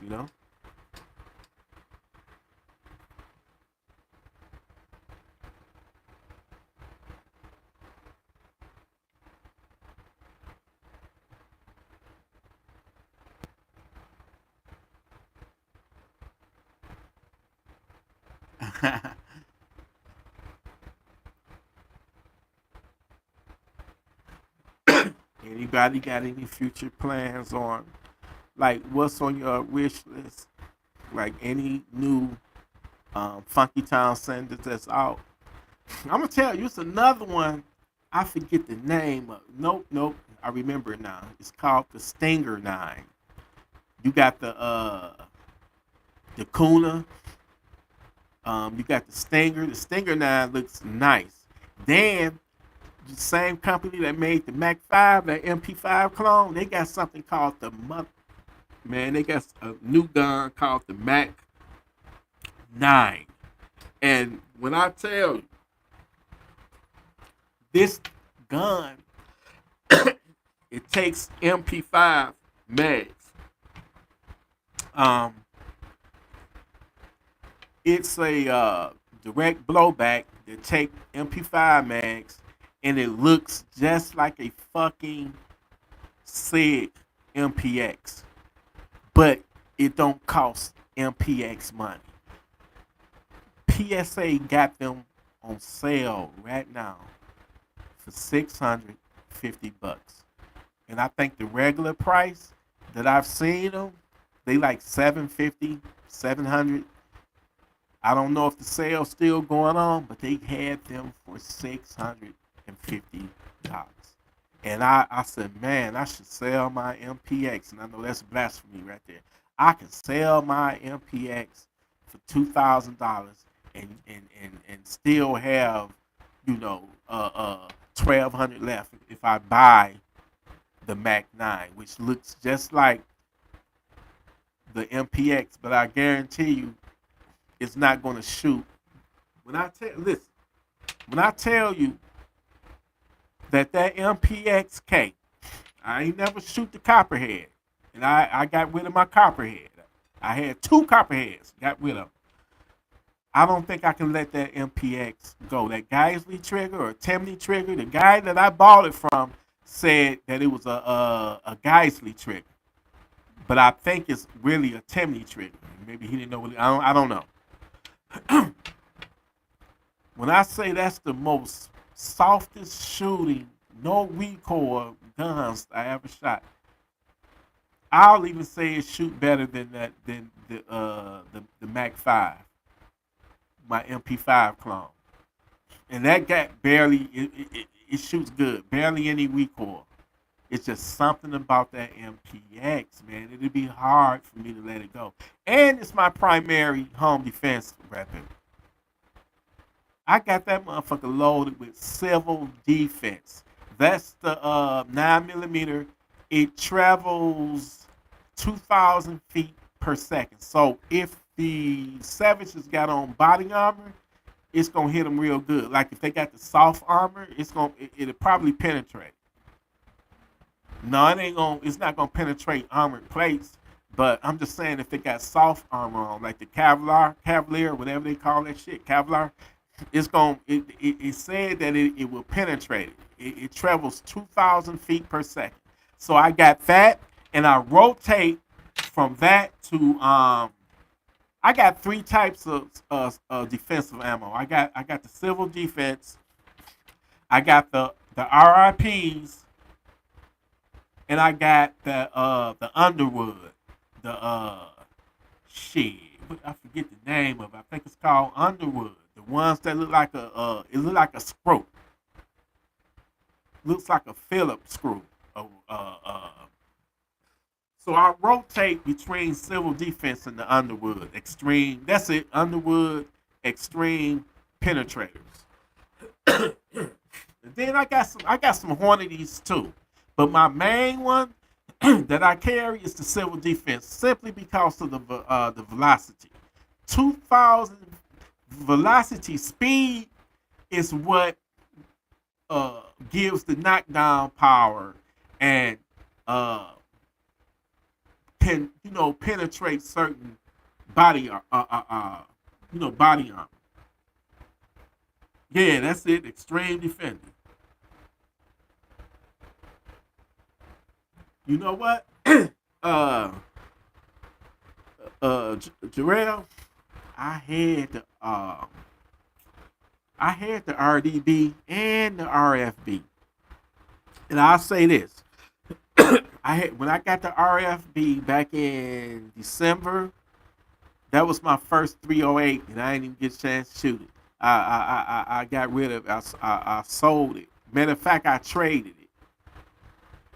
Nope, I sold it. I ended up selling it. But that RDB, I had one of those too. I had the FDE color one. Let me say this to you. The best shooting rifle, the best shooting bull pup I ever shot was that RDB. It's like the recoil had some type of cushion in the butt of that gun. I'm gonna go as far as saying this: that Tavor is supposed to be a hell of a lot better, and it's a hell of a lot more expensive, but it don't shoot better than that RDB. When I tell you that this thing didn't have no recoil, it was like it had recoil springs in the butt of the gun, and it's a bullpup. That was one of the best shooting bullpups I've ever owned. It outshoots that Tavoy. That Tavoy got some kick to it. That RDB, man.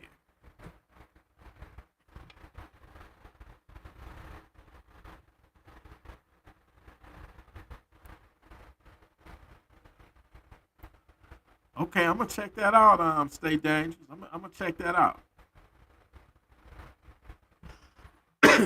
I'm telling you, I'm giving it. I'm giving it the stamp of approval, and I kind of like regret letting it go for the simple fact it was such a good shooter, and it had a 17-inch barrel. My Tavoy only got a 16-inch. The RDB got a 17-inch barrel. But you know what? From time to time, every now and then, they have them on sale at Palmetto State Armory at PSA. And when they be on sale, they usually be like 650, 600, something like that. And if you got Sazzle, which I use, I take advantage of Sazzle. You know, I got that Metacrest 3. I would have never paid $500 outright for that. But when you can break down $500 into 4 payments bi-weekly, why not? And I fucking love it, man. It's everything you can think of is in that motherfucker from virtual ranges. I can go and put that headset on right now, and I can be at a virtual range, and the guns are so realistic. I got I got Pablo Shack. I got contractors. I got ready or not ready or not. I mean split second. I got last stand, which you can be in your house. This motherfucker headset is so smart, it will map your house out with the mixed reality. And in your living room, you can have savages coming through your window or busting through your basically you having a mixed reality gunfight right there in your living room. You know, so I highly recommend the Metacrest 3 headset if you're trying to get into virtual reality and mixed reality. And they even got a newer one called the Metacrest 3S, but it's not really better than the 3 if you get what I mean. It's basically an upgraded Metacrest 2. It's got the same technology as the Metacrest 2. The only thing is they put the cameras in it so you can have mixed reality. So basically, the 3S is a Metacrest 2 with mixed reality. The Metacrest 3 is a more powerful. That's the flagship. It's a more powerful. You got the pancake lens instead of the goggle lens that's on the 3S and the Metacrest 2. It's just more uh, the mechanics of it, the components of it is just more stronger, more powerful than the Metacrest 2 and the 3S.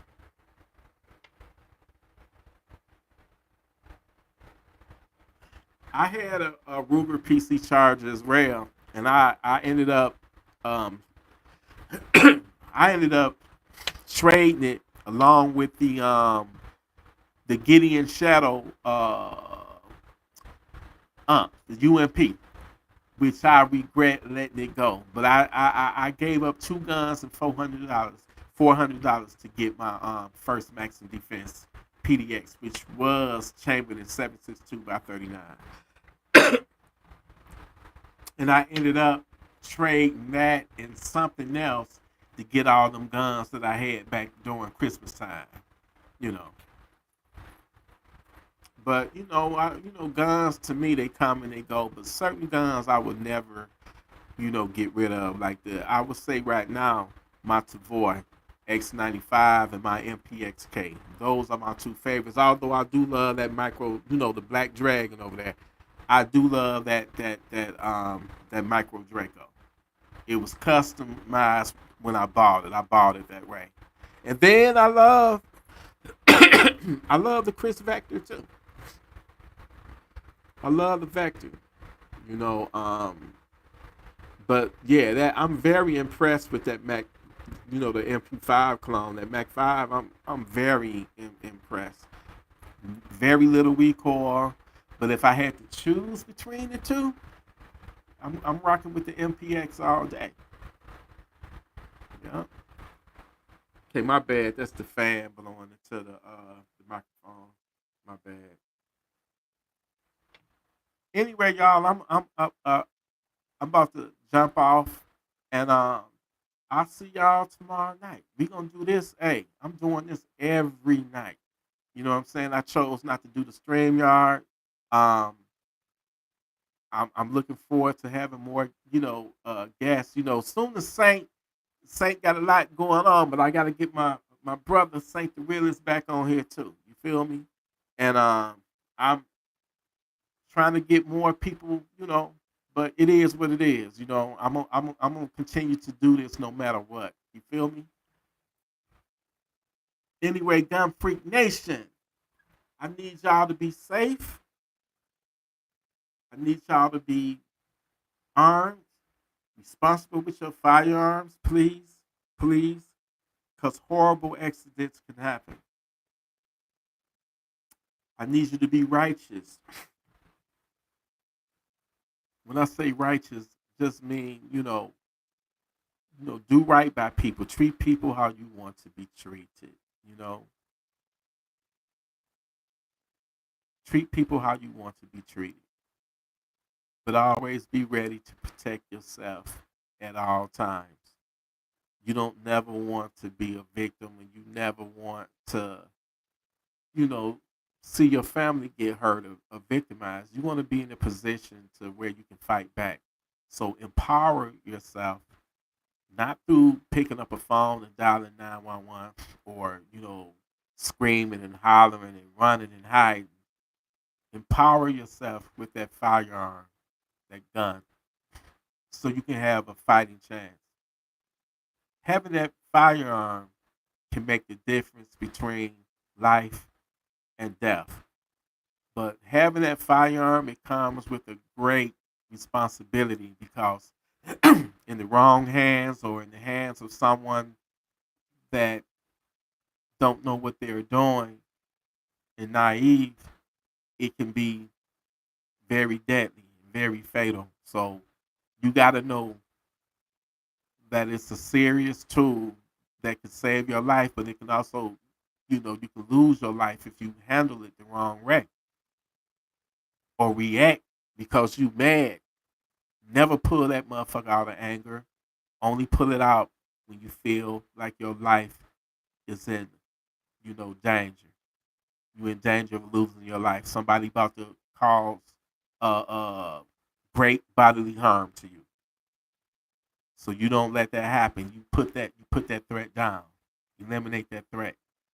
But the point of it all, you got to position yourself where you can fight back. And not having a gun in these days and times simply means that you naked.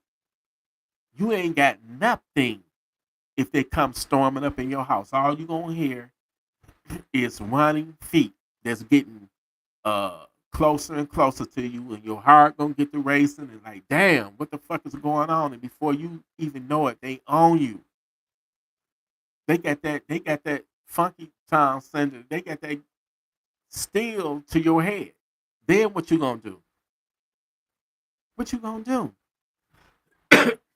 What can you do if you want to live? What can you do? So when they, you know, look at your woman and these motherfuckers already up in your house high, man. And sometimes when a person is high, it does something to their sex drive, their hormones or endorphins or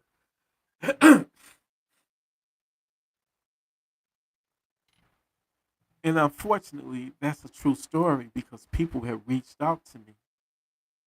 People have emailed me and told me their truth and how they had to endure the torture of hearing them do things to his woman that only he supposed to be able to do.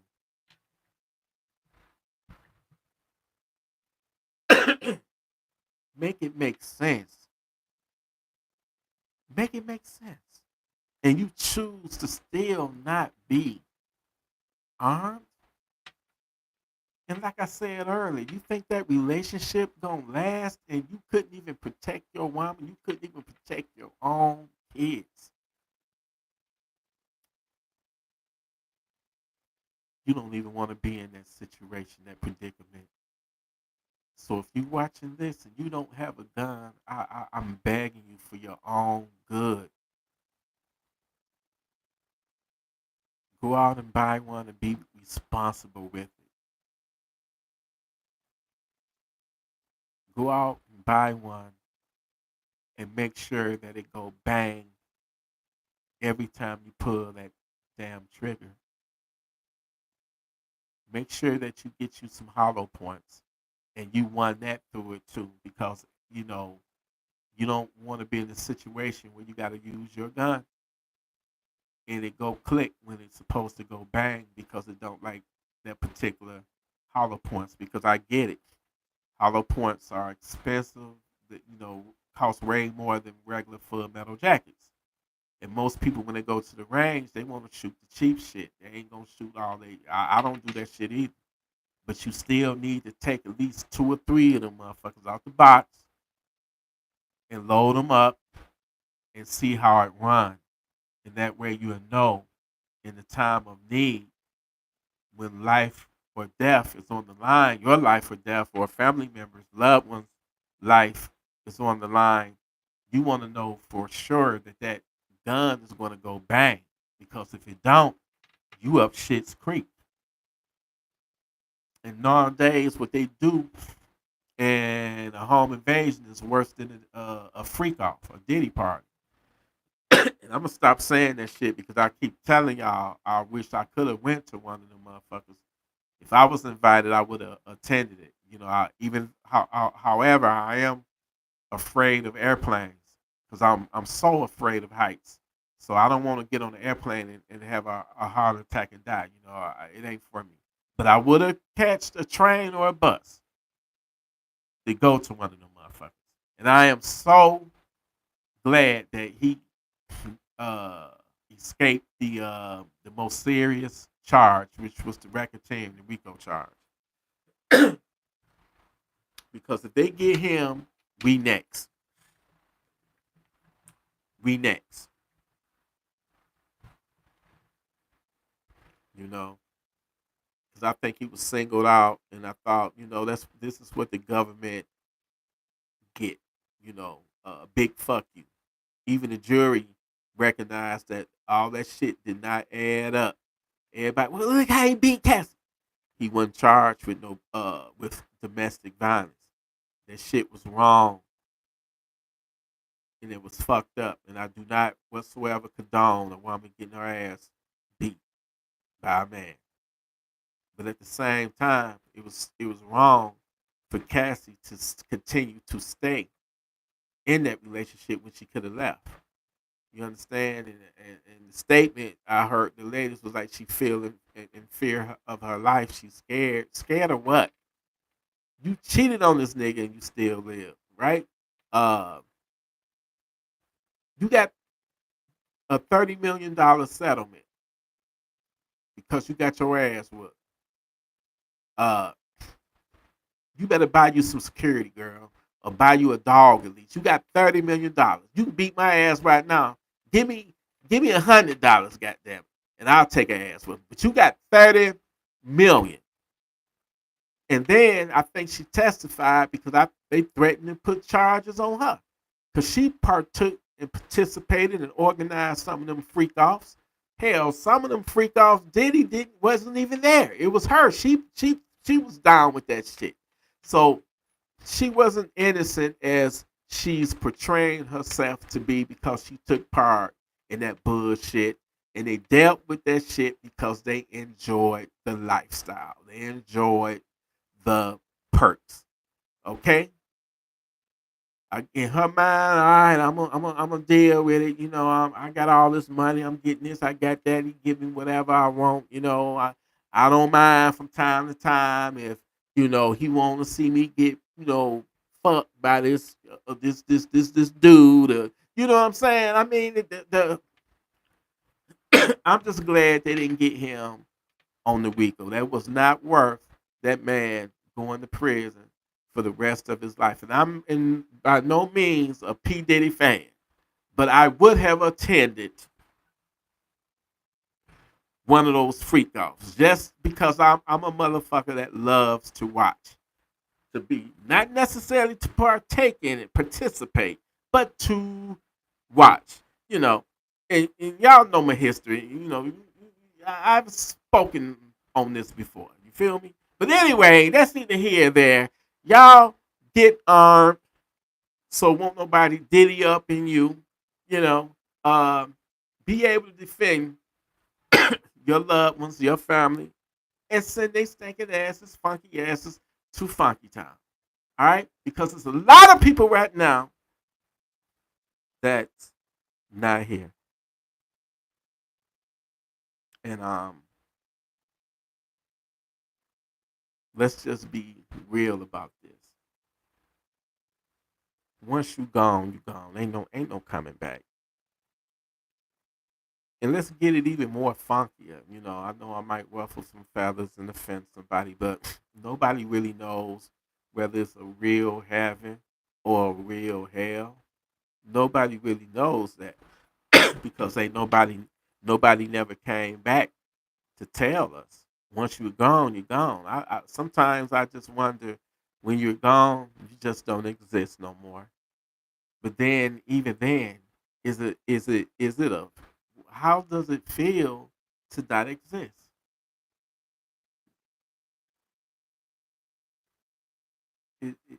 Death is one creepy, normal, natural thing that's gonna happen to each and every one of us. When we first came into this world, we was born to die, but some people through their religion believe that they're gonna come back, and some people say it's spirits and stuff. And I know for a fact, as much as my family loved me, I know some of their asses would have came back just to scare the fuck out of me and be playing games with me. But I ain't never seen none of them. Although I have seen crazy shit before in my life, like at the Roseline house I stayed in.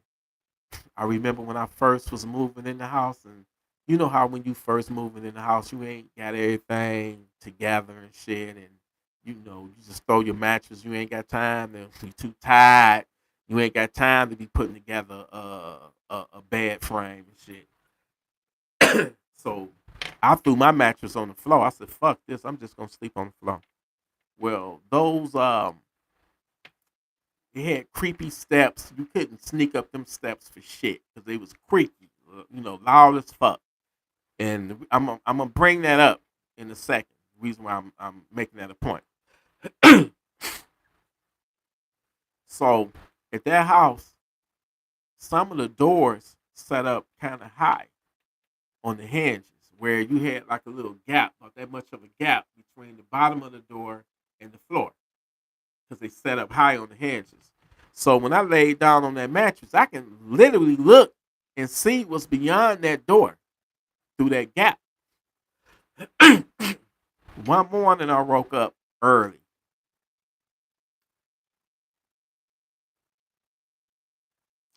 and I saw something weird. Like it was a dark, like shadow or something. Like it was like somebody was walking in front of my door in the hallway, pacing back and forth. But the movement had a glide to it. I could just see like a dark shadow going back like that, going back and forth with a movement similar to that. It wasn't like somebody taking steps, it was like a glide. So I'm looking at this. Only me is supposed to be in the house. So I'm looking. I'm even like straining my eyes and then stretching my eyes wide open and doing all this stuff, making sure that I'm not dreaming, right? Like I'm really up and I'm really seeing this weird shit. So I'm looking at it for another 2 or 3 seconds. I'm like, oh my God. And let me say this, y'all. At this time, your boy TElectrik was not a firearm owner. I didn't even have a gun. I had I don't even think I had a bat nearby. So what I did was I jumped up on my bed, on the mattress that was on the floor, and I just ran towards it. Like whatever it is, I'm about to confront it head on. As soon as I open up that door, nothing, nothing, nothing. I went to the bathroom. Nothing. I went to the other room. Nothing. I searched the closet. Nothing. It wasn't no shadow. It wasn't no windows nearby to even cast a shadow. And if it ran down them steps, no way was you gonna run down those steps in that short amount of time and not make any noise on those creaking, loud ass steps. I never saw anything like that ever in my life. But it was clearly something was pacing. I didn't live in that house too much longer after that because it was just something that didn't feel right. And then the only other time when I saw something that was weird, y'all already know about it. I ain't gonna even bring up the UFO. I don't told that one a million times, but this was when I was a kid. And my sister, she can vouch for it because she saw the same thing. In my childhood home, the basement was known to be haunted. Everybody was scared to be in that motherfucker. And one day I was in the wash area. I think I was washing some clothes. I was a little kid. I might have been getting the clothes off the line or something or whatever. Maybe mom sent me down there. But while I was getting the clothes and gathering them up, something caught my attention. You know, something caught the corner of my eye. So when I looked, I'll never forget this as long as I live. It was a mist, aqua, green, like a, it was like a bluish, greenish, like aqua like color. It didn't have no shape or nothing. It was like a mist of